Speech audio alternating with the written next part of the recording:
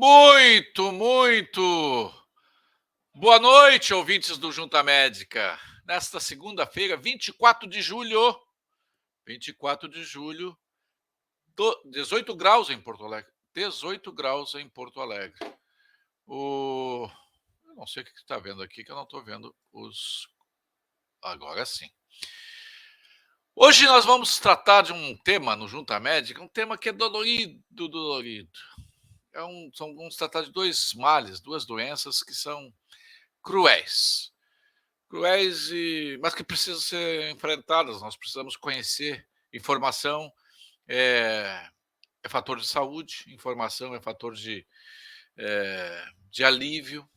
Informação pode nos evitar ou nos atrasar eventualmente de contrairmos tais doenças e de tratarmos com quem eventualmente na nossa família tenha o mal de Alzheimer e a doença de Parkinson. São duas doenças neurológicas que nós vamos conversar.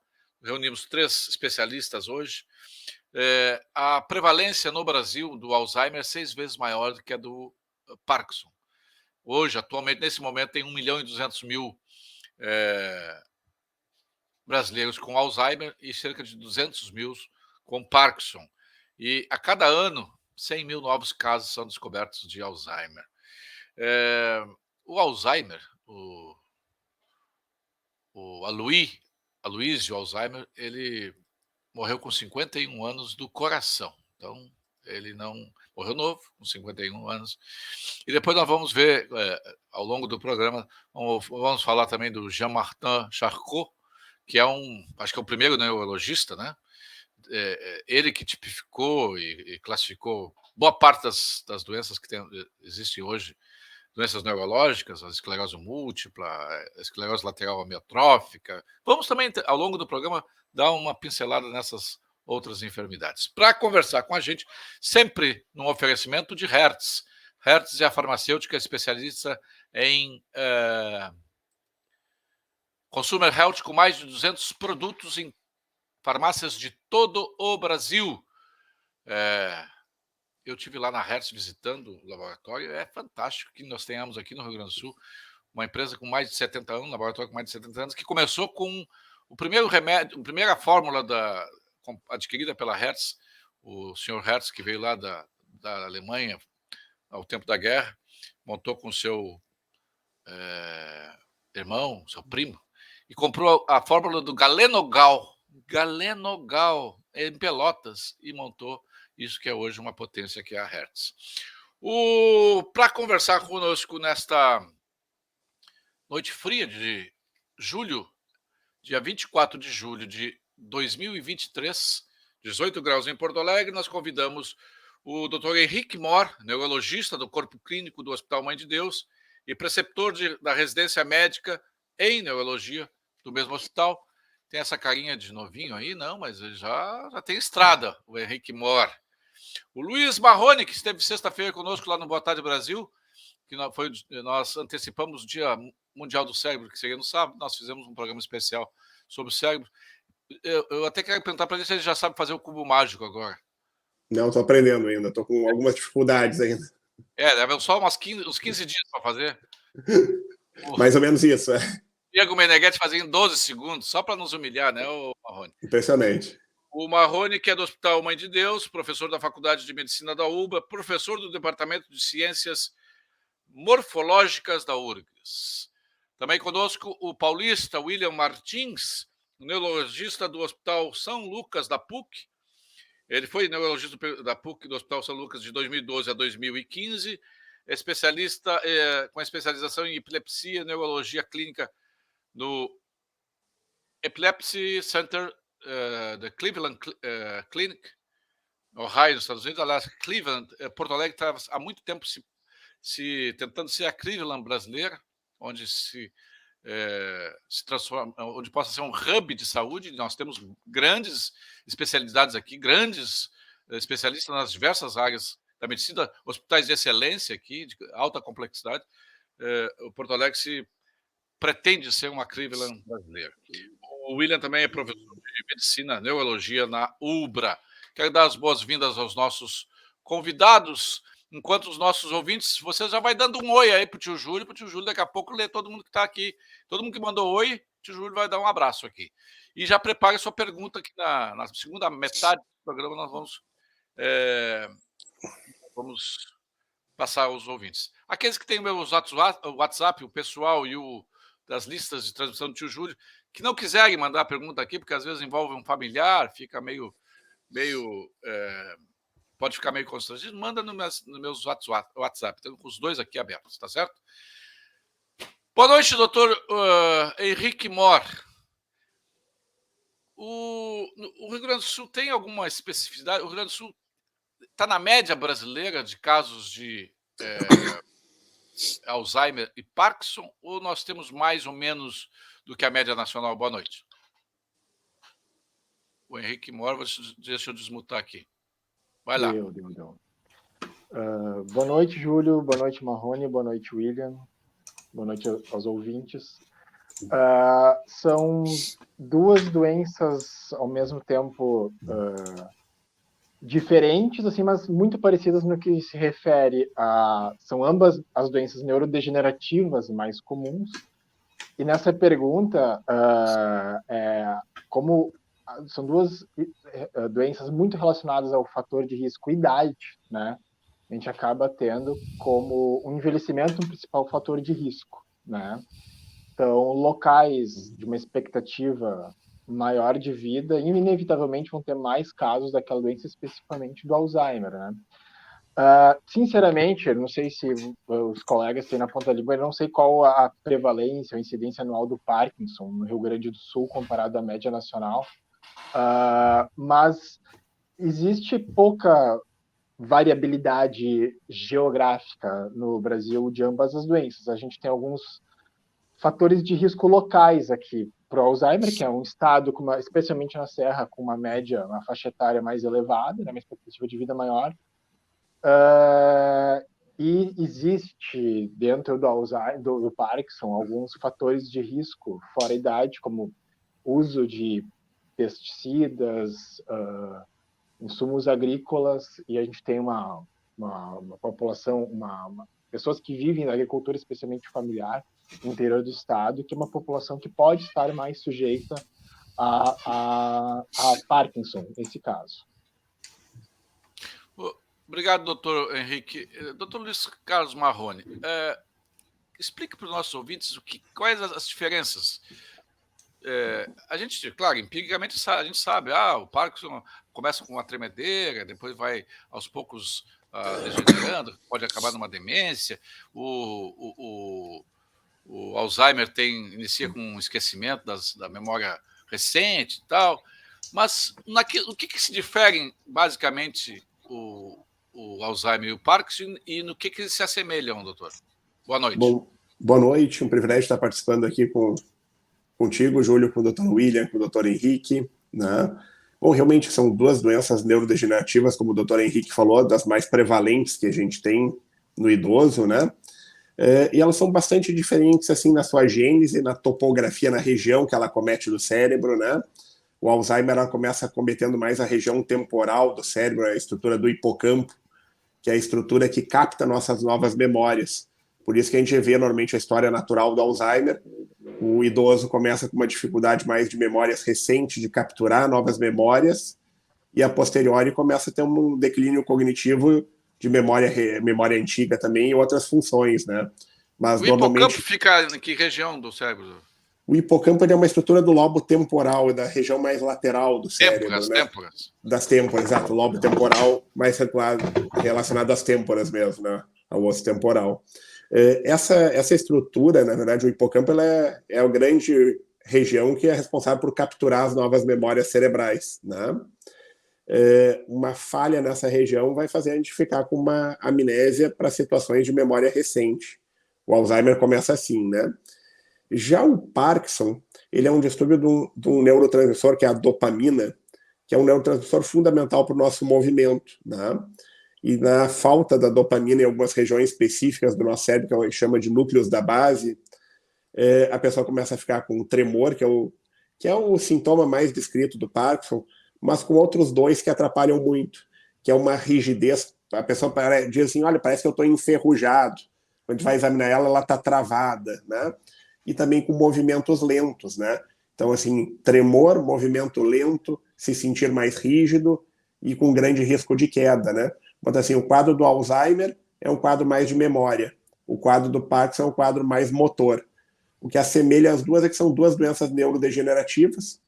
E eu acho que, assim, uma questão que a gente pode levantar a discussão depois, que a gente está melhorando cada vez mais o diagnóstico, mas que não estamos avançando tanto como queríamos na terapêutica dessas doenças, né?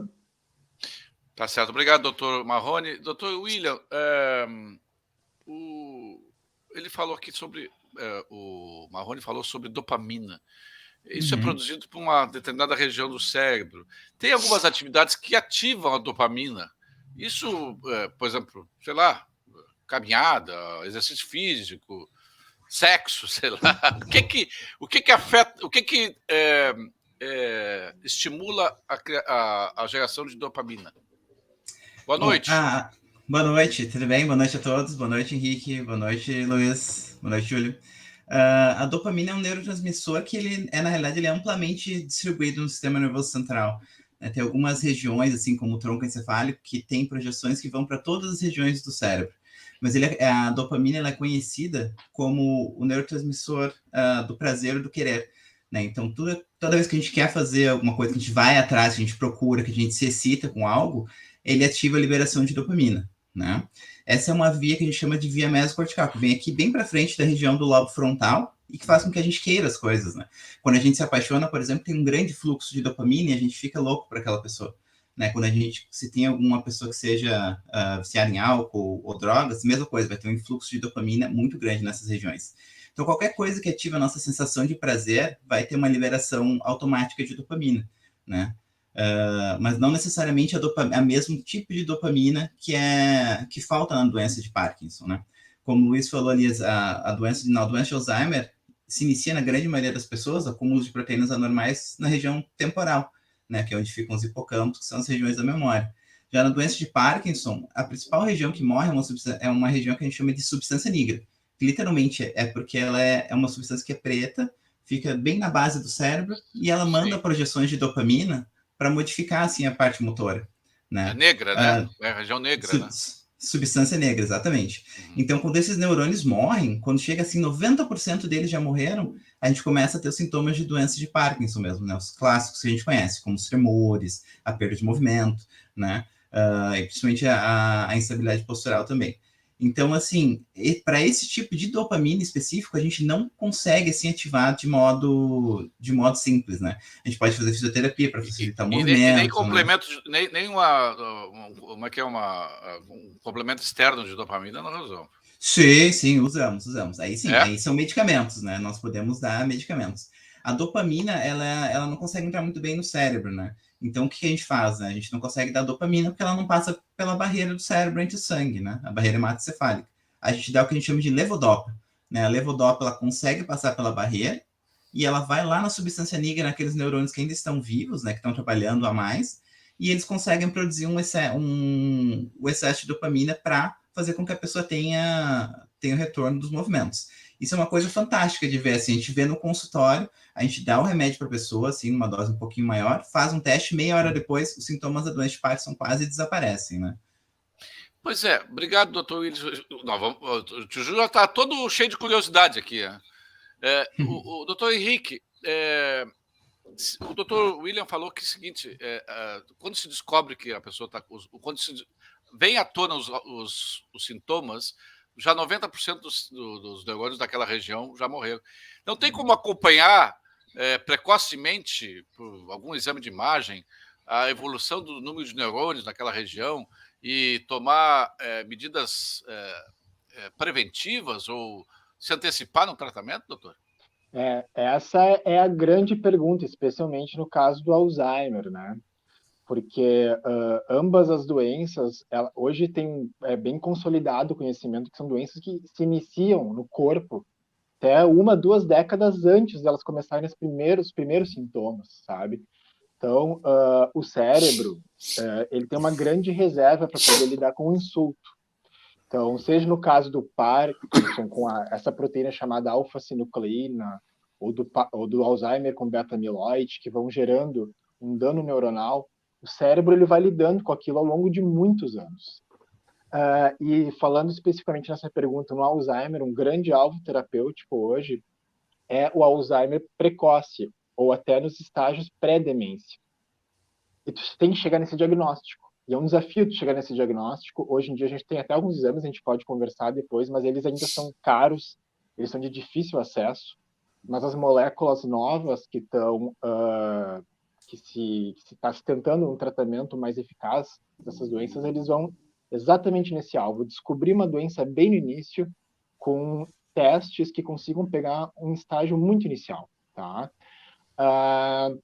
Ainda não está se chegando, por exemplo, um exame de sangue que consiga detectar Alzheimer, né?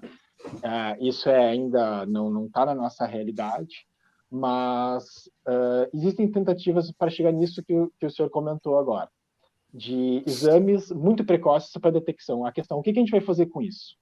Né? A gente não pode, assim, sair diagnosticando todo mundo e não ter nada para oferecer.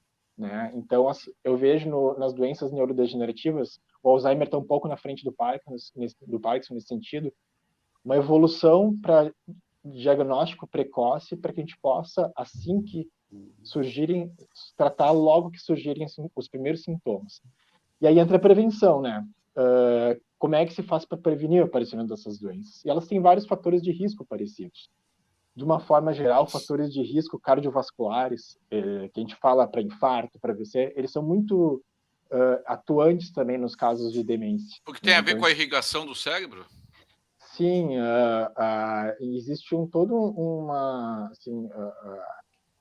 microcirculação que é importante para uma saúde cerebral normal, né? Então, diabetes, hipertensão, tabagismo, sedentarismo são fatores de risco muito conhecidos para Alzheimer. Até tem dados que, assim, para países em desenvolvimento, como é o nosso caso aqui no Brasil, metade dos casos de Alzheimer poderiam ser prevenidos com o controle de alguns fatores de risco, especialmente os cardiovasculares, tá? Entrando no tratamento da depressão, prevenção de perda auditiva, prevenção de isolamento social. Então, na verdade, mesmo na fase antes de qualquer sintoma, a gente tem muito o que fazer do ponto de vista de prevenção.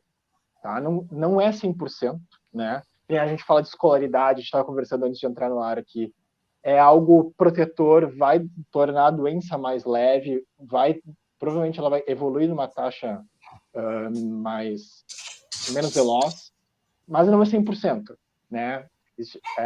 São vários fatores que vão levar ao aparecimento dessas doenças. Obrigado. Doutor Marrone, se o exame é caro, eu não tenho como fazer a cada 5 anos, como a gente faz alguns exames, por exemplo, faço colonoscopia a cada 5 anos, se ainda não temos essa possibilidade de fazer um exame que vai acompanhando o nível de atividade cerebral em tal e qual região que possa ser afetada pelo Alzheimer, pelo Parkinson, não tem coisas que a gente pode fazer que tenha ou não tenha a propensão, já tenha a doença dentro de mim ou não tenha, eu posso retardar, eu posso estender o meu tempo de vida útil ou não? Não, independente de diagnóstico. Perfeito. Acho que independente de diagnóstico tem algumas medidas, sim, né? Medicamentosas e não medicamentosas que podem auxiliar nesse frear da evolução da doença, né? Mas isso que o Henrique coloca é muito importante. Quanto mais precoce a gente começar essa atuação, melhor vai ser o benefício, né? Aquela questão assim, começar aos 45 do segundo tempo, a gente tem pouco tempo de ação para uma medicação, para medidas gerais, né? Começar precoce é muito importante. Em consultório, a gente tem alguns testes de aplicar perguntas que são padronizados, que a gente aplica com pacientes que têm déficit de memória, para tentar ranquear eles em que nível de evolução eles estão em relação à perda de memória, a outras funções que a gente chama funções executivas, né? Capacidades que o paciente está perdendo ou não. O que eu destaco, que eu acho que com certeza são cenários que o Henrique, que o William já se depararam, muitas vezes sim que o paciente com queixa de memória é taxado de Alzheimer, mas a gente tem que ser investigado. Não é incomum assim, olha, pessoa com Alzheimer, com queixa de memória, e daí tu vai lá e olha e tem um exame de tireoide alterado. E outras situações também atrapalham a memória. Doenças de tireoide, carências de vitamina, neuroinfecções, uma infecção que por tempo a gente não via uma frequência tão grande, a sífilis, pode simular doenças de memória, o hipotiroidismo, deficiências de vitamina B12, hidrocefalias. Tem várias doenças que entram no diagnóstico diferencial, que eu considero assim, num primeiro momento, quando uma pessoa procura um atendimento por queixa de memória, é a gente tentar dar o carimbo, que doença é essa, né? E por vezes isso é difícil. Às vezes tem informações conflitantes, o exame não tem uma comprovação tão precoce naquele momento, né? Mas assim, a gente ter certeza que é Alzheimer. Para isso tem um check-up que em geral a gente faz de exames de sangue, exames de imagem, daí tem alguns exames de imagem que são mais em conta, né? E testagens neuropsicológicas, testagens de memória que a gente faz em nível de consultório mesmo, né? Isso a gente costuma fazer num follow-up, né? Fazendo um acompanhamento desse cenário, né? Obrigado, doutor. Eu estou carteando com vocês, mas eu estou cheio de perguntas aqui, tá? O William, alguém já perguntou aqui, obviamente, talvez essa seja a pergunta mais prevalente aqui entre os ouvintes. O Alzheimer é hereditário? Por exemplo, a minha mãe morreu com um Alzheimer com 96 anos. Meu irmão com 72, ele começou a ter um Alzheimer com 69. Se é que então, tem algum fator hereditário, eu deveria estar me cuidando já agora. O que eu posso fazer para me cuidar agora, mesmo que ainda não tenha diagnóstico? Eu lembro de tudo. Eu só esqueço do que eu quero esquecer, né? O jogo do Inter eu esqueço, nem quero saber do jogo do Inter. Mas tem alguma coisa que se possa fazer, já que quem tem casos na família possa se precaver, mesmo não tendo ainda sintomas da doença, doutor William? Sim, claro que tem. Primeiramente, assim, a prevenção do Alzheimer, como o próprio Henrique e o Dr. Luiz falaram, né? A principal prevenção é viver bem, né? Então, assim, dormir um período adequado para tu não ficar cansado. A gente sabe que perder sono é um fator de risco para Alzheimer. Fazer exercícios cardiovasculares, né? Especialmente ali de 3 a 5 vezes por semana, né? Evitar o uso excessivo de álcool. Tudo isso ajuda a gente a diminuir o risco de Alzheimer no futuro. Além, claro, de ter experiências novas, socializar, conversar com pessoas, aprender, ler livros, né? Pessoas como tu que já leu mais de 3.000 livros, né? Isso ajuda muito o cérebro a criar novas conexões. Agora, para quem já teve um familiar com Alzheimer, que cada vez vai ser mais comum, porque a população envelhecendo é o principal fator de risco para isso, não precisa se preocupar tanto, porque, assim, para o Alzheimer hereditário, ele é responsável por por menos de 5% dos casos, né? Na grande maioria das vezes, a gente considera um risco genético aumentado quando o familiar teve Alzheimer ou iniciou com sintomas de demência com menos de 65 anos, né? Se o início foi acima de 70 anos, próximo dos 80, 90, geralmente isso não é um fator de risco tão forte para a doença de Alzheimer, né? Não quer dizer que não precise se cuidar. Todos nós temos que nos cuidar. Tu falaste de uma coisa interessante, William, que é a seguinte: hábito. Tu disseste que é para fazer coisas diferentes, provocar a mente, fazer um curso de uma língua. Então, a pessoa que tem a vida muito rotineira, isso pode ser um fator de desenvolvimento de uma doença como o Alzheimer, por exemplo? Pode, claro, pode sim. Principalmente se essa vida rotineira incluir excesso de estresse, uso abusivo de álcool, ausência de exercício, né? Todo estímulo que é novo gera novas conexões no cérebro e faz com que a memória se solidifique cada vez mais. Por exemplo, pessoas que falam 2 línguas ou mais têm menor risco de desenvolver Alzheimer. Da mesma forma como pessoas que têm mais anos de educação, né? Quanto mais tempo tu estuda, menor a chance de tu desenvolver Alzheimer. Então, são fatores protetivos importantes, né? Ter uma vida ampla com que tu estude, que tu faça palavras cruzadas, leia, estude, pinte, né? Faça coisas diferentes que possam estimular áreas diferentes do cérebro.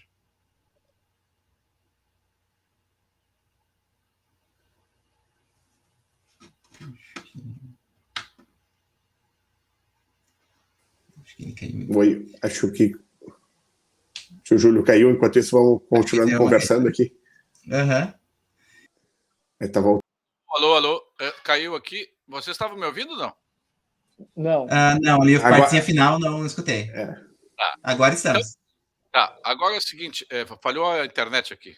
Isso que tem 600 mega aqui. A questão do hábito. Nós estamos falando sobre o hábito. As pessoas têm um hábito. Sempre faz a mesma coisa, almoça sempre no mesmo restaurante, no final de semana faz sempre as mesmas coisas. Tem uma tendência maior, ou pode isso ser um fator de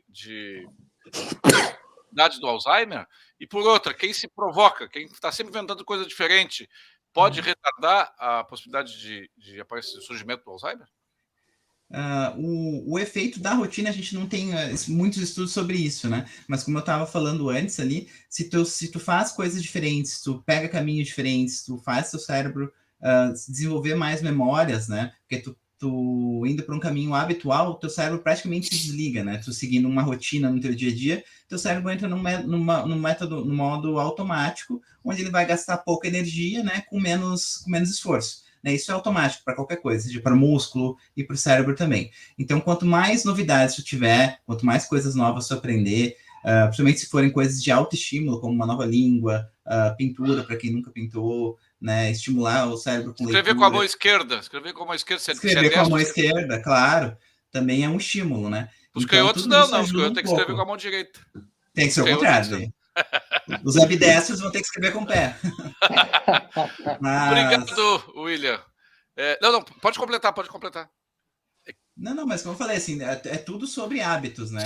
Muito do Alzheimer é sobre hábitos. E se a gente não consegue, se a gente consegue fazer os hábitos direitinho, nosso principal fator de risco vai ser mesmo a idade, né? E quem não quer viver até os 90, 100 anos com qualidade, né? Então, a gente tem que viver bem antes disso.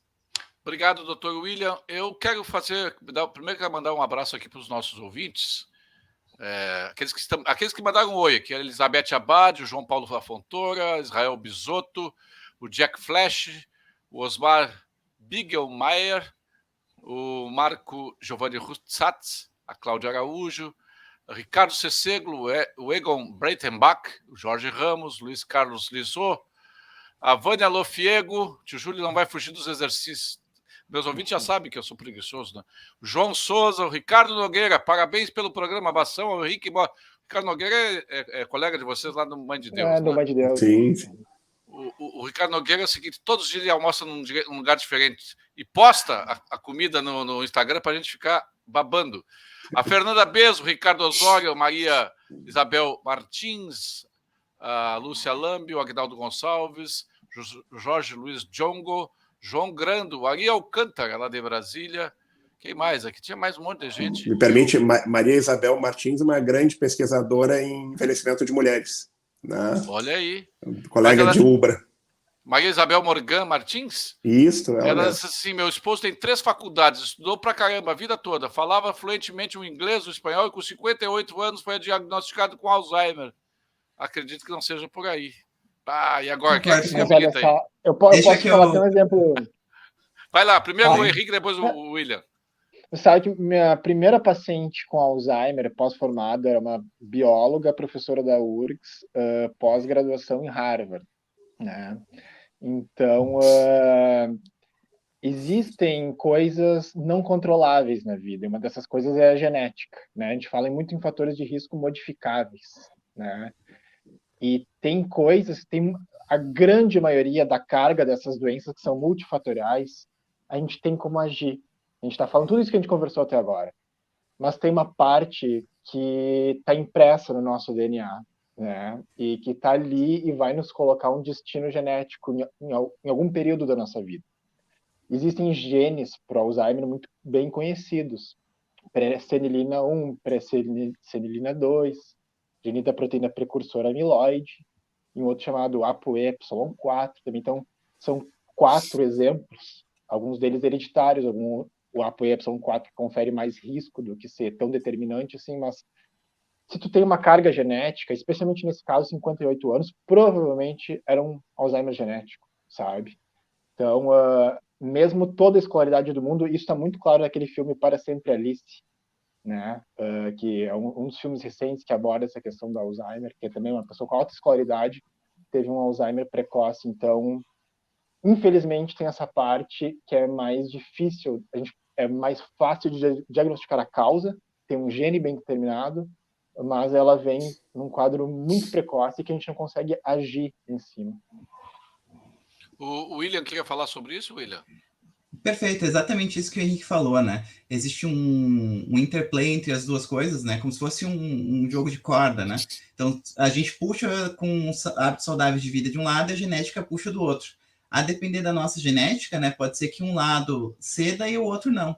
né? Quando a genética é muito forte, como o Henrique falou, né, que 58 anos é uma idade muito precoce, né, tem que ser investigado uma causa genética, né, uma mutação nos genes que ele falou, da ApoE, os genes da proteína precursora do amiloide, a gente realmente não consegue fazer muita coisa para prevenir. Mas talvez, se ele não fosse tão ativo, talvez desenvolvesse com 40 anos. Então, isso serve para todos nós. Quando a nossa genética é muito forte, mesmo assim, os hábitos saudáveis, eles empurram a doença um pouco mais para frente, né? Mas mesmo assim, a gente não consegue empurrar tanto quanto os outros, né? A gente fala de fatores de riscos populacionais. Existem os fatores individuais, né?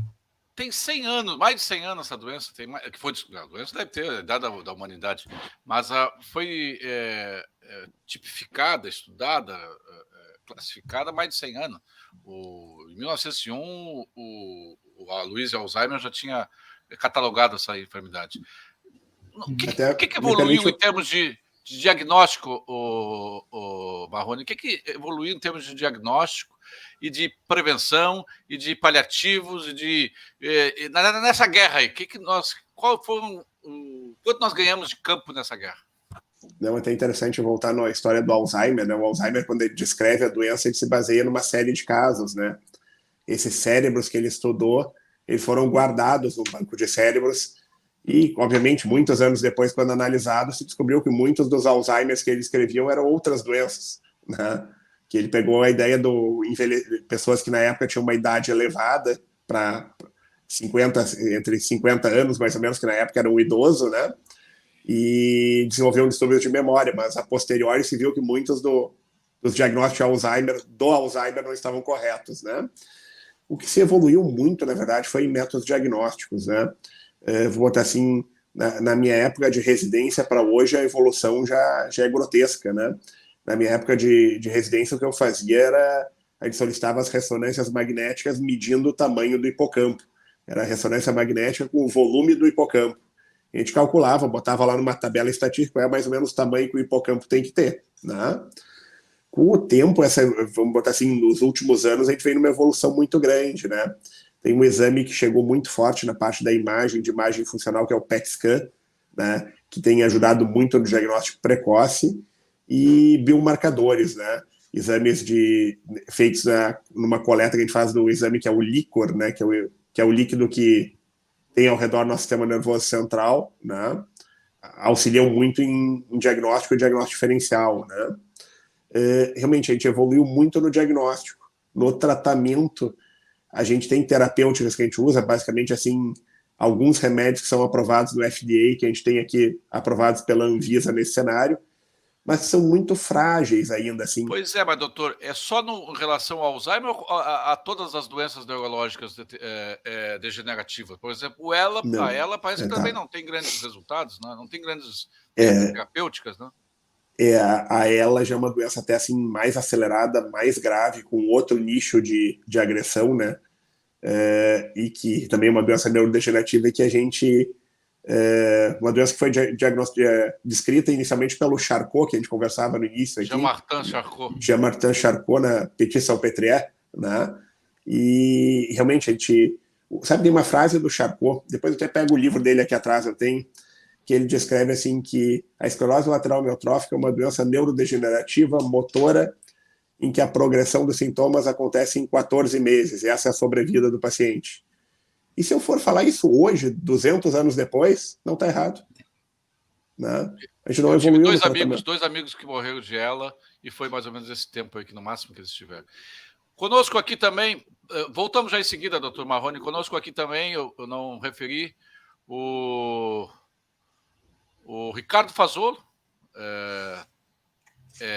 psiquiatra, que esteve conosco semana passada, a Ju Petec, o Valdir Abreu, a Heloísa Tavares, o Leandro Borsol, Lenice dos Santos, o Ademir Bisotto, a Clara Maria Silva, quem mais aqui? O Celso Valente, João Grando, lá de Massachusetts, o Hugo Mana, o Maurílio Oi, o Luiz Carlos Lisou já tinha falado, José Roberto, Geraldo De Bastiani, quem mais? É isso aí.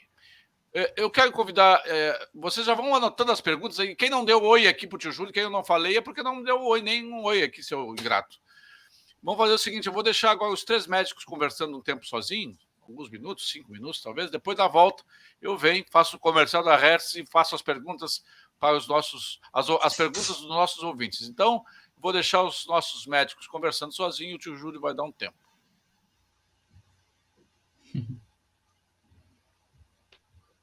E aí, gurizada? Não, acho que o programa segue ao vivo aqui no a gente. Acho que tá ao vivo. Exato. Então não, exato. Não, acho que realmente o assunto super pertinente, né? E vou botar assim, a maior dificuldade que eu tenho mesmo é primeira consulta, paciente chega, esqueci, tenho familiares com Alzheimer e saí de casa, esqueci a chave dentro da porta. Isso já aconteceu 2 vezes. Eu esqueço o nome dos meus amigos numa reunião, esqueci o telefone, né? E é super complexo. Às vezes tu vê que isso não é um quadro de Alzheimer, mas tu tem que aliviar um pouco o estresse daquela pessoa, né? Para chegar numa conclusão, né? É aquela coisa, chega no consultório, primeira consulta, perdeu de memória, é Alzheimer, tá tremendo, é Parkinson. Então, sempre tu parte do pressuposto de que é esse diagnóstico que está sendo jogado. Então, e são 2 doenças neurodegenerativas, que nem a gente estava conversando, tu mesmo citaste ali, né, Marrone?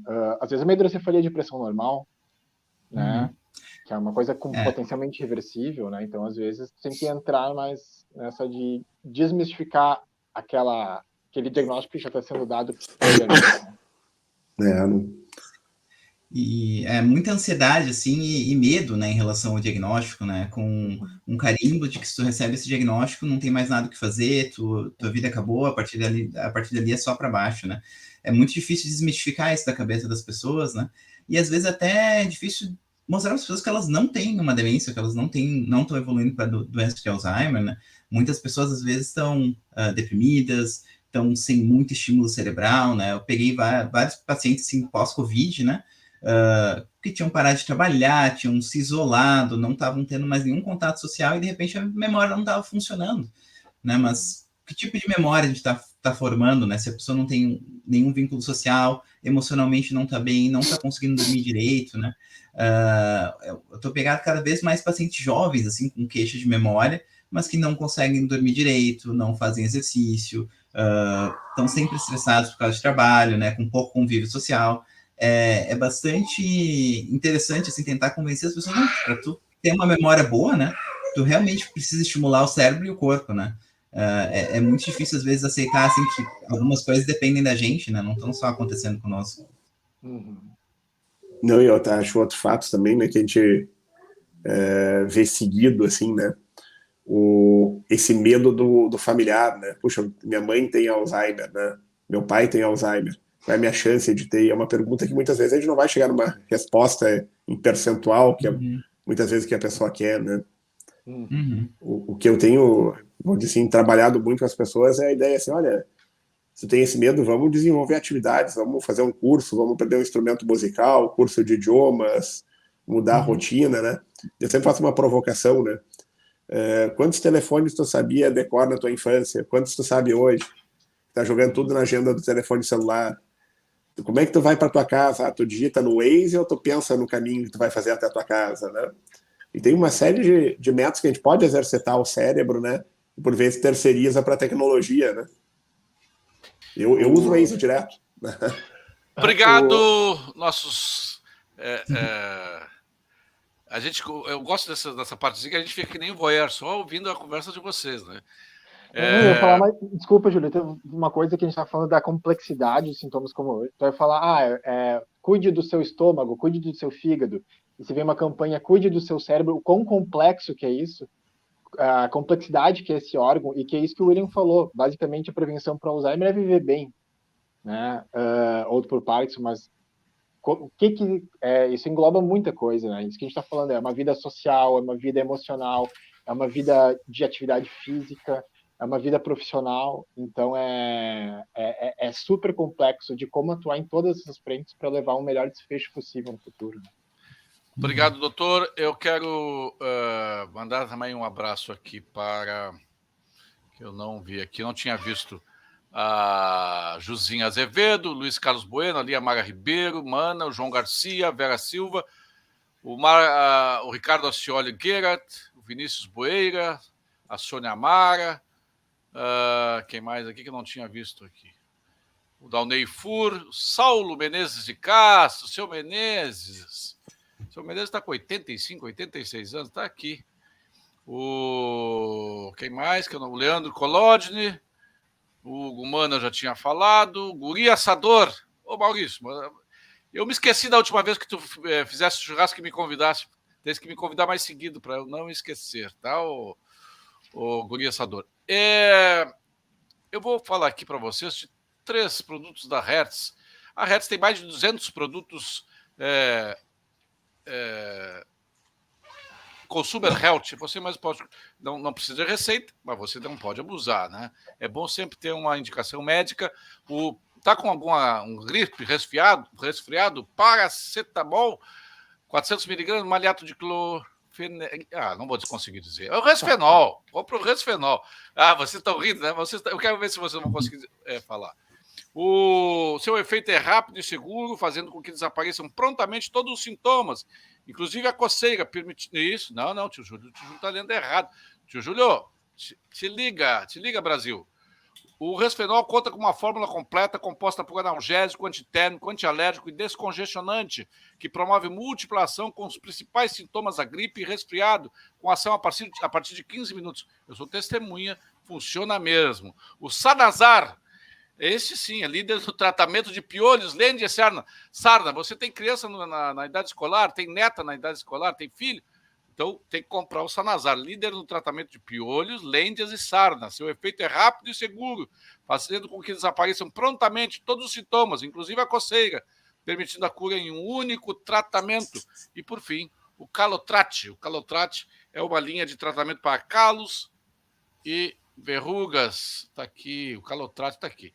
Calos e verrugas. Sua fórmula é desenvolvida com o ativo ácido salicílico, responsável pelo processo de descamação da camada mais externa da pele, e ele é disponível nas versões solução, indicado para o tratamento de verrugas comuns, e plantar, indicado para o tratamento de cravos e rachaduras dos pés. Essa aqui não tinha a imagem de fundo. Vamos passar aqui as perguntas dos nossos ouvintes. Olha, muitas das perguntas vocês já responderam, tá? A Fernanda Bessa está conosco também, o Ricardo Osório também está conosco. Quem mais que eu ainda não falei, para depois não ficar ninguém chateado com o tio Júlio, que mandou o oi e o tio Júlio não respondeu. Depois vamos passar as perguntas. A Idolene Balbinotti conosco também. Tem uma pergunta aqui da Jupetec, que eu quero... A Jupetec perguntou o seguinte... cadê a pergunta da Jupetec sobre qual a diferença entre demência frontotemporal e Alzheimer, doutor Luiz Carlos Marrone? Elas são doenças diferentes, realmente. A demência frontotemporal, como diz o nome dela, né? Ela começa agredindo tanto o lobo frontal como o temporal. Tá, mas geral, o frontal não é o Parkinson? O Parkinson é mais, vamos botar assim, como o William te falar, tronco cerebral, é uma região que é os núcleos da base. Quando ela pega essa demência frontotemporal, tem uma característica que, em geral, ela começa mais precoce, é uma demência que pega pessoas vamos botar assim, uma década antes que o Alzheimer, em média, e ela faz muito fenômeno comportamental, são pessoas que ficam desinibidas, mais agressivas, né, com muitos fenômenos de alteração de comportamento. Não é incomum aquela pessoa, às vezes é um idoso que teve a vida super recatada, super adequado, do nada ele começa a falar mais palavrões, começa a ter um comportamento mais sexualizado com o cuidador, né? Começa a ficar num nível de agressividade de maior desinibição. Isso caracteriza essa doença, e ela é diferente do Alzheimer, né? Um outro tipo de demência, menos frequente, mas vou dizer assim, bastante complicado de se tratar, principalmente por esses fenômenos de comportamento. Eu tive o pai de uma amiga que teve um tumor no cérebro e ele perdeu todo esse weed, sabe? O weed é aquele que diz assim, não fala isso. Não diz... Ele passou a ser freio, né? o sincerão, sabe?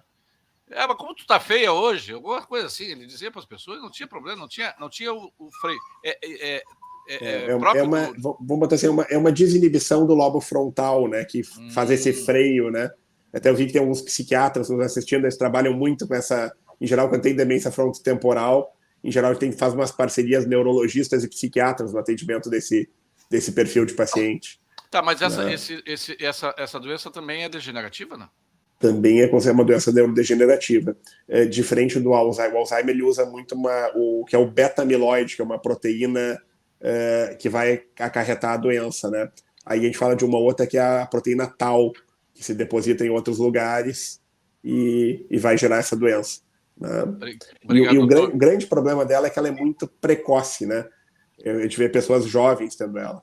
Né? Obrigado, doutor Marrone. Também um abraço para Sandra Paraguaçu, a Michele Miller, a Estela Castro. Fernandinha Bez disse que eu já tinha falado o nome dela, que eu gosto tanto de ti que eu falo 2 vezes, tá, Fernandinha?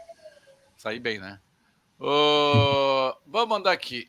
A Elizabeth Abad faz o seguinte comentário. Oi, minha mãe teve Parkinson, meu irmão mais velho está com Alzheimer e eu estou com receio de minha falta de memória. Como saber se terei uma dessas doenças? Tenho 76 anos, meu nome é Beth. Isso é aquilo que vocês estavam falando aí quando estavam sozinhos, né? É a pergunta mais frequente nos consultórios, o doutor Henrique Mora. É muito comum, Então, é isso aí, entrando nessa linha que o Marrone estava comentando agora, das diferenças.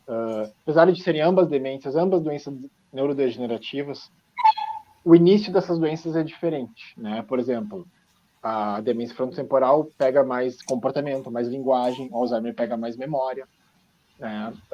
Então, assim, a gente seguia muito pela manifestação inicial. Nesse medo dela ter uma queixa de memória. Primeiro, o neurologista vai ter que esmiuçar quanto que essa queixa impacta na vida dela, tá? Vai ter que pegar testemunho de terceiros para saber como é que está manifestando isso, porque muitas vezes as pessoas que têm quadros iniciais de demência já têm uma falta de reconhecimento em relação ao próprio déficit. Então, é muito importante terceiros nos comentarem o que eles estão vendo. Erros financeiros que aquela pessoa cometeu, se perdeu na rua, não consegue mais ir no supermercado, sabe? Então, a gente vai jogar todos esses dados clínicos e fazer testes padronizados com algumas funções cognitivas básicas. Daí a gente vai ver no que se encaixa, se isso ali se não é uma suspeita de nada, ou se está com cara de realmente poder ser um processo demencial, e a gente vai fazer alguns exames complementares, um exame de imagem cerebral, alguns exames exames de sangue, para tentar excluir algumas outras causas potenciais que podem cursar com uma perda de memória. Vai ser essa avaliação inicial que ela vai fazer. Obrigado, doutor Henrique. Doutor William, deixa eu lhe perguntar aqui, o João Paulo Fontoura pergunta, é verdade que exercícios matemáticos e palavras cruzadas ajudam na prevenção e retardamento do Alzheimer? Ajudam. A gente muitas vezes até recomenda eles para pacientes com sintomas iniciais ou com queixa de memória, né? Palavras cruzadas, exercícios matemáticos como Sudoku, eles acabam ajudando, assim, a preservar a cognição e fazer novas conexões. Né? Então, eles acabam ajudando, sim. Né? Qualquer coisa que estimule a mente ajuda, né? Aqui, outro ouvinte, o Jack Flash, fazendo a mesma pergunta. Minha mãe tem 80 anos, tem Alzheimer, eu tenho 55, estou muito esquecido. Exemplo, saio dos fundos de casa para buscar algo em casa e me esqueço o que fui buscar. Mas isso é uma coisa comum, né? Isso é do corriqueiro, qualquer pessoa tem esse problema, não? Isso é muito comum, né? Mas quando a gente tem um familiar que é afetado por uma doença tão grave, isso acaba mexendo com a gente. A gente quer saber se a gente tem alguma coisa, algum risco, né? Essa é a queixa mais comum. Quando a gente vê isso, né, é muito mais uma coisa de atenção do que de memória propriamente dito, né? Então não dá nem tempo de tu fixar na memória, porque tu precisa de 2, 3 minutos para fixar. E tu saiu para pegar alguma coisa, tu botou a chave em algum lugar, isso são segundos, né? Então é muito mais uma coisa tensional, muitas vezes, né, que a gente conversa com esses pacientes. Claro que depende de toda uma avaliação do que é da memória propriamente dita. O Ricardo Cecego pergunta o seguinte, é fato que o Parkinson já existe um chip que se coloca no cérebro e ajuda no controle? Sim, existe uma cirurgia, né, que se chama estimulação cerebral profunda, né, o DBS, né, Deep Brain Stimulation, onde a gente coloca um marca-passo, né, em algumas regiões cerebrais que são essenciais, assim, no controle dos movimentos. Então, quando a gente perde a dopamina, algumas regiões do cérebro ficam desreguladas, elas acabam atuando demais e outras de menos. Com a estimulação cerebral profunda, a gente diminui o estímulo daquelas que estão trabalhando demais. Então, os movimentos acabam retornando, principalmente o motor, né, e a parte de lentidão dos movimentos, que a gente chama de bradicinesia, isso melhora muito. Tem alguns vídeos na internet, tudo assim, de uma melhora gritante, só de ligar o aparelho, o paciente para de tremer e para de ter sintomas parkinsonianos. Já está disponível, é corriqueiro aqui no Brasil? Sim, é de uso corriqueiro, assim, já está na prática clínica aprovado pela ANS, né? Os convênios tem que aprovar a colocação deles, e até mesmo o SUS disponibiliza aqui no Hospital de Clínicas, eles têm ali cerca de 20 ou 30 aparelhos por ano que eles colocam nos pacientes do Sistema Único de Saúde. Aqui é uma pergunta seguinte: se na Europa e nos Estados Unidos já estão mais avançados no tratamento do Alzheimer ou o Brasil está up to date? O Mora quer responder? Posso falar, tá? Que o que acontece? Foi início, agora não lembro se foi 2021, se eu não me engano, ali por maio, que teve um aprovado o primeiro remédio com potencial nos Estados Unidos de realmente é um remédio que funcionaria na biologia do Alzheimer, que é essa proteína beta-amiloide, que é chamado aducanumab. Deu um rolo lá, porque é muito caro e benefício clínico discutível. Grande efeito biológico, assim, de limpar o cérebro dessa proteína, mas ainda muito se debatendo sobre qual que é o real benefício dessa medicação. Acontece que deu muito rolo com os planos de saúde lá, pelo alto custo envolvido, né, tanto na investigação quanto no tratamento. Hoje ela está sendo muito pouco usada. Foi aprovada lá uma segunda molécula chamada lecanemab, essa ainda não... Nenhum deles foi aprovado na Anvisa, na verdade, tá? O aducanumab também não foi aprovado na Europa por falta de dados. O lecanemab, até onde eu sei, talvez vocês não sabem, se ainda já não foi na apreciação da Anvisa, ainda não entrou, né? Uhum. Mas então os Estados Unidos têm 2 moléculas aprovadas para tratamento do Alzheimer. Aqui no Brasil já existem alguns pacientes infundindo por via judicial, tá? E por importação de medicação. Donanimab, pergunta sobre Esse é o último que saiu recentemente. Ele entra na mesma linha, só que ele tem uma investigação adicional que precisa ser feita e ele ainda tem uma infusão menos prolongada, teoricamente um custo menor do que esses outros, por ele não precisar sendo infundido por um período tão longo. Então, o resumo da ópera: os Estados Unidos realmente ele aprovou mais rápido. Acredito que, se mostrando realmente o benefício clínico, isso deva ser aprovado aqui, mas precisa de uma investigação que aqui no Brasil poucos hospitais conseguem fazer. Tem que identificar esses biomarcadores, essas moléculas que causam essas doenças para poder administrar esses medicamentos. Então, elas ainda vão ser de uso restrito. Por falar em droga, por falar em substância, a maconha entrou para o anedotário que quem usa maconha é esquecido, né? Isso tem esse efeito, esse efeito colateral do uso da maconha afeta as mesmas áreas que afeta o Alzheimer? Como é que é? Lobos temporais? Lobos temporais? É interessante, sabe, Júlio? O canabidiol é uma medicação, falando do canabidiol como medicação, né? Não a maconha fumada, né? O canabidiol como medicação é uma medicação que chegou na comunidade médica com muito preconceito, até pela sua origem, né, vindo da planta da maconha. Mas hoje, cada vez mais, a gente vê efeitos muito interessantes sobre ela, né?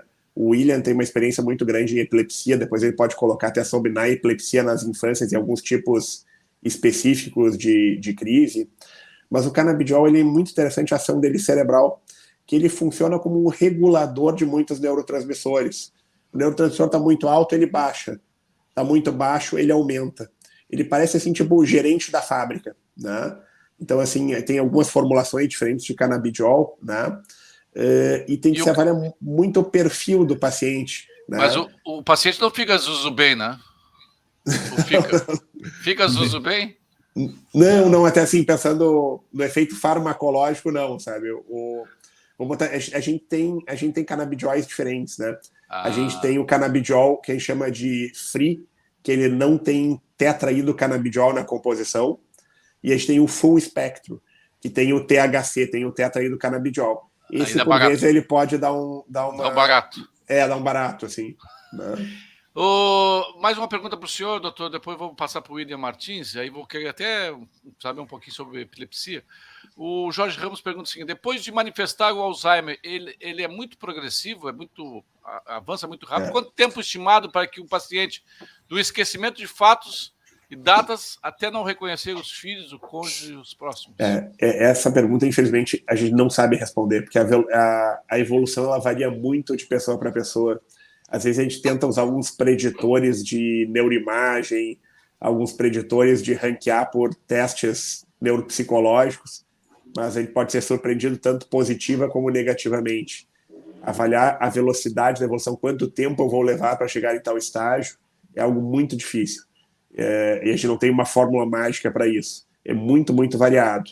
O que eu acho que o Henrique comentou no primeiro momento de quanto mais estimular aquela pessoa, quanto mais precoce começar um tratamento, começar a criar desafios para o cérebro, maior o potencial de a gente frear uma evolução mais agressiva.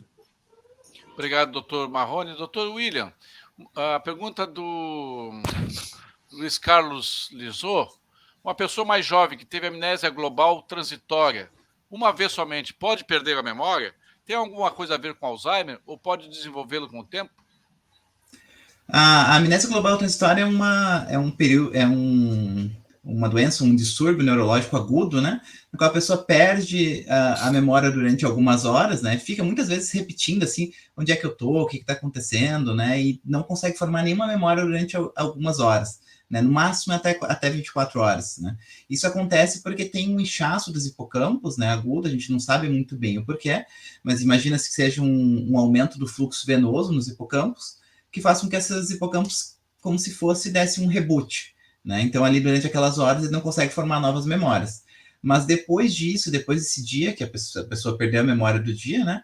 Não existe nenhum fator de risco ligando ao Alzheimer, nem a tendência à reincidência da amnésia global transitória. Então, a princípio, não está associada a riscos de demência no futuro, ou AVC, ou qualquer coisa.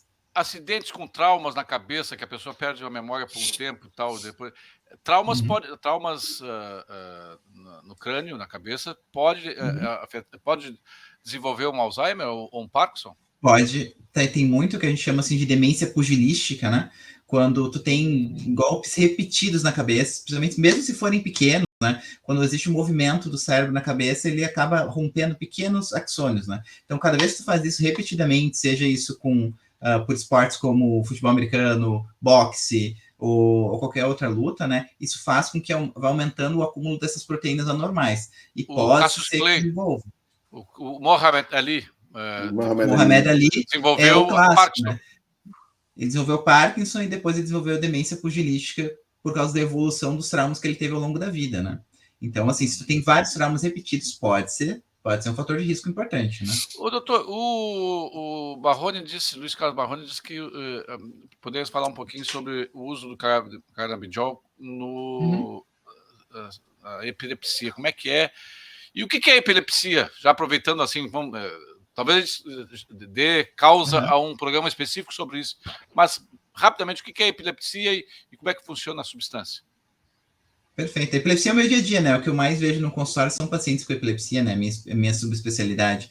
Então, a epilepsia é uma doença neurológica caracterizada por crises epilépticas recorrentes. Basicamente, assim, existe uma anormalidade da eletricidade cerebral que faz com que algumas regiões do cérebro, até todo o cérebro, seja muito sensível a alterações elétricas, que faz com que aconteça essa crise epiléptica, né? Então, cai o sistema? Não é nem como se caísse o sistema, como se desse um excesso de energia no sistema, né? E aquela eletricidade, ela sequestra o sistema até, literalmente, o sistema se desligar, né? Então, tu começa com alguns sintomas, por exemplo, sintomas motores, como puxar o rosto, a mão, e tu vai evoluindo dele conforme aquela descarga epiléptica ou alteração elétrica vai evoluindo dentro do cérebro, né? Então, geralmente, a pessoa fora do período crise, né, o que a gente chama de intercrise, ela tá normal, né? Mas quando ela entra no período crise, essa atividade elétrica sequestra as funções do cérebro. E o canabidiol, como é que funciona? O canabidiol, a gente, ali no Hospital São Lucas da PUC, né, a gente tem muitas epilepsias graves, especialmente crianças, né? Então, quando saiu a história da Charlotte, que era uma menininha nos Estados Unidos que morava no Colorado em 2013, que tinha 20 a 30 convulsões por dia e passou a ter uma a cada 2 meses com o uso do canabidiol, né? O Colorado era, na época, um dos únicos estados que permitia, assim, a fabricação do canabidiol, e os pais dela, desesperados, foram atrás disso. Quando a gente ficou sabendo disso, a gente começou a usar os nossos pacientes, assim, né?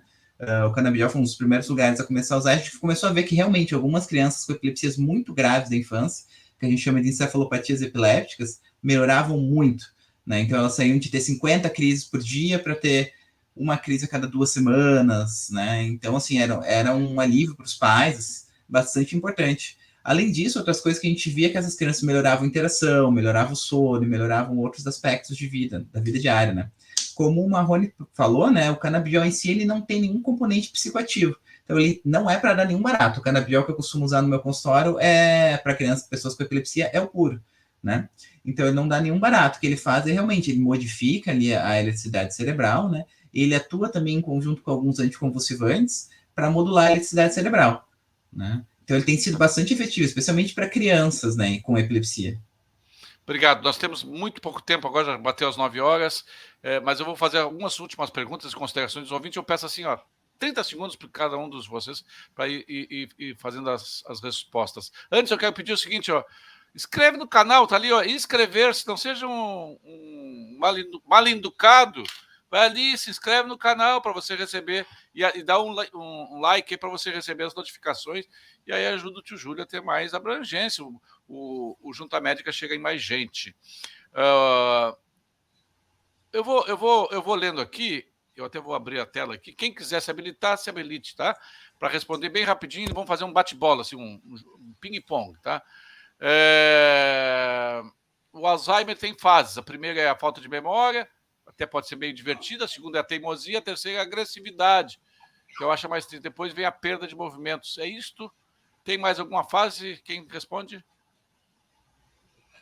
Não, basicamente é isso mesmo. É um quadro inicial de memória que vai evoluindo conforme aquele dano vai sendo do hipocampo ali, onde vocês comentaram, que é onde começa a doença, e se alastra para todo o cérebro, a pessoa vai ter outros transtornos psiquiátricos, quadros de agressividade, até sintomas motores, alucinações, e culmina com a total dependência para todas as atividades mais básicas do dia a dia. O meu marido jogava xadrez de memória, agora erra lances básicos. Parkinson com demência, diz a Heloísa Tavares. Luiz Carlos. Como...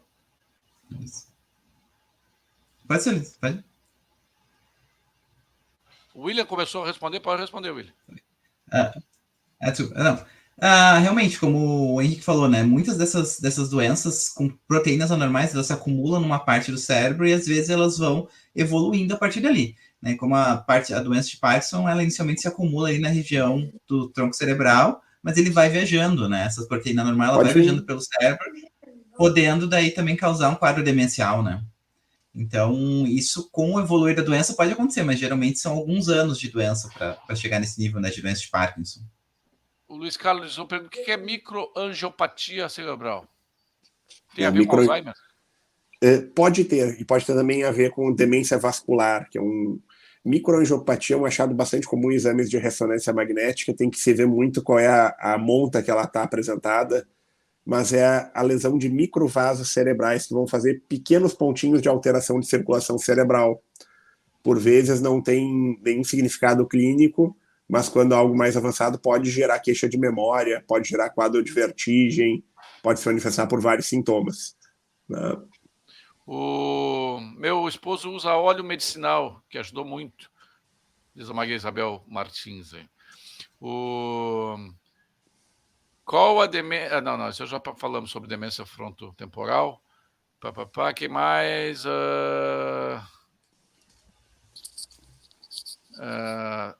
Preocupado com Alzheimer que se avizinha na minha vida, diz o Jack Flash.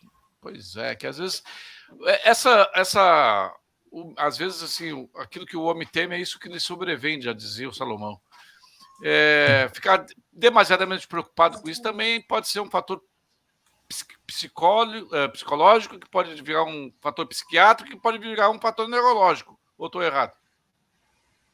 Pode, o estresse pode ser um dos grandes gatilhos, né? Às vezes até um confundidor de início de história, né? Porque quem está muito estressado, isso é depressão, e às vezes é um confundidor no início da história da demência, né? Mas pessoas com muito estresse, muito ansiosas, às vezes usam medicações para isso que podem atrapalhar na evolução da doença. O Humana diz aqui, o Henrique Bor, eu não lembro das coisas recentes. Quando saio e converso com os amigos, meu cérebro melhora muito, é fato. Ele teve isso desde o Covid. Ele teve Covid e ficou com problema de memória. Isso tem a ver com essas mesmas áreas temporais? Temporais? Os lobos temporais? Isso, nos hipocampos.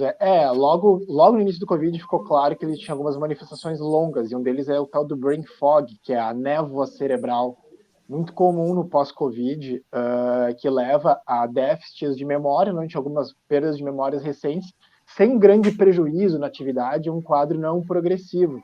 Mas, sim, a pessoa percebe e é a mesma topografia que é acometida. E essa, ela também é degenerativa ou ela é... Não é uma doença neurodegenerativa. Olha, variável. A gente vê pessoas que melhoram com o passar do tempo, mas algumas pessoas mantêm a queixa desde então. É uma doença nova, a gente não sabe como isso vai se comportar a longo prazo, né? Tem até aquele filme do... sim, a última coisa, tem um filme que tem o Robin Williams, Robert De Niro, chamado Tempo de Despertar. Sim, ficou anos, né? Então aquilo ali foi uma infecção do vírus influenza que teve nos anos 20, décadas depois as pessoas tiveram um tipo de parkinsonismo. Então, assim, a gente não sabe como é que vai se manifestar o Covid daqui a 30 anos. Mas o que a gente está vendo agora, não sei qual a experiência de vocês, o William e Marrone, mas são quadros leves, com déficits muito pequenos de memória que a pessoa percebe, mas sem grande impacto nas atividades do dia a dia. Exatamente. O Carlos Pibel pergunta aqui, não se esqueçam de dar like, hein? Não esqueçam de dar like e botar ali inscrever-se no canal do Tio Júlio. O Carlos Pibel pergunta assim, comenta, a Índia é o país do mundo com menos casos de Alzheimer devido a eles consumirem muito cúrcuma. A cúrcuma ajuda a prevenir o Alzheimer mesmo? Pergunta ele. Olha, eu uso porque é tempero indiano, hein? Vai ver que eu tô vacinado. Alguém se habilita? Puxa, não tenho conhecimento a respeito. Assim. Conheço, assim. Tem que estudar cúrcuma mais, assim. Mas esse caso, isso é fato ou é uma lenda de que ainda tem menos casos?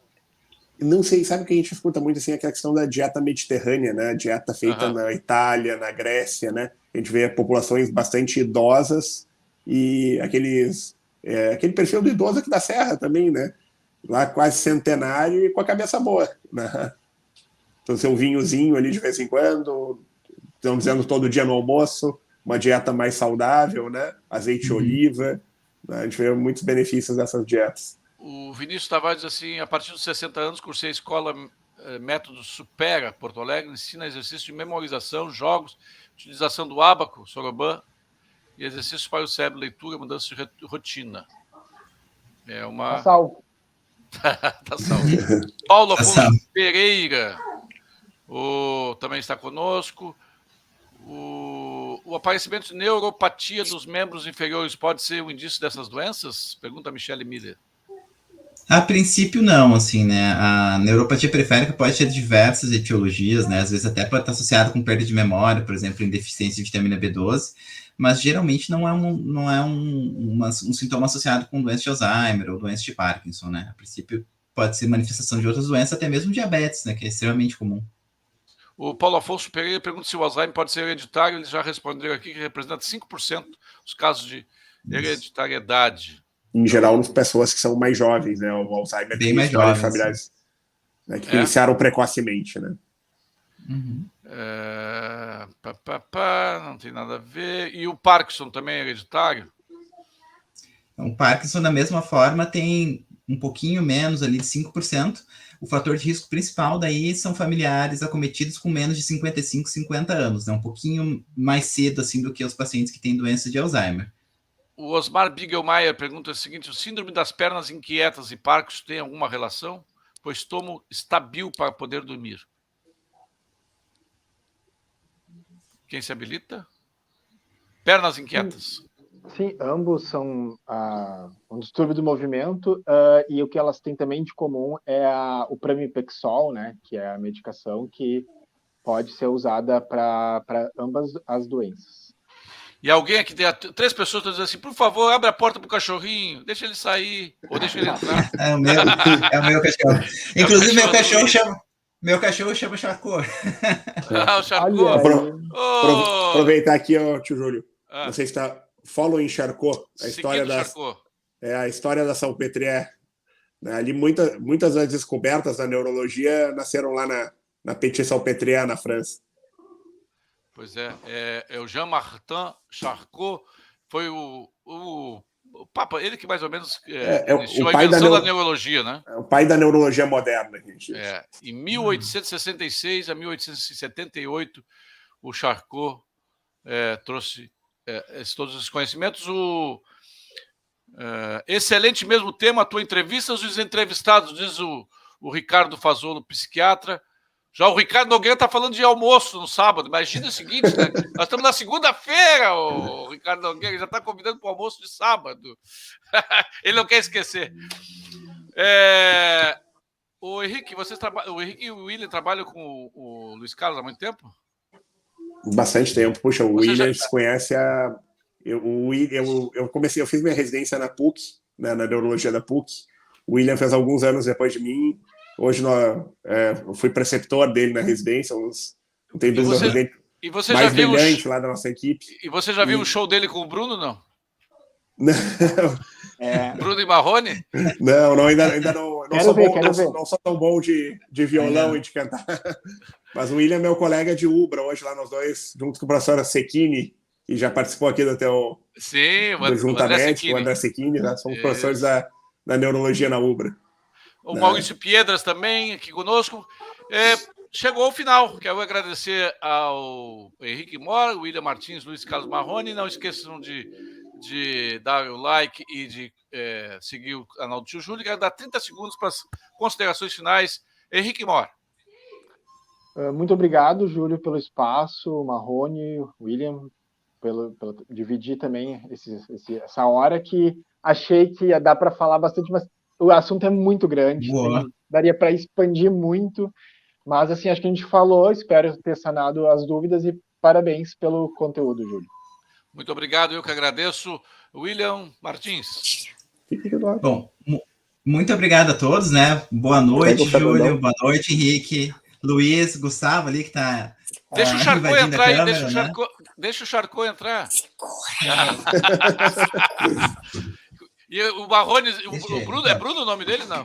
Não, esse aqui é o Gustavo, é o meu maior, né? Estava muito motivado querendo aparecer aqui, agora ficou com um pouco de vergonha.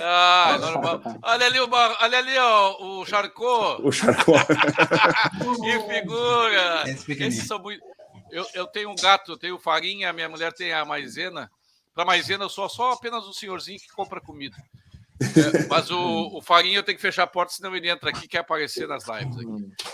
Então, muito obrigado aos todos os ouvintes, o Celso Valente Pereira, Vera Lúcia Renner, que entrou aqui, o Valdir Abreu.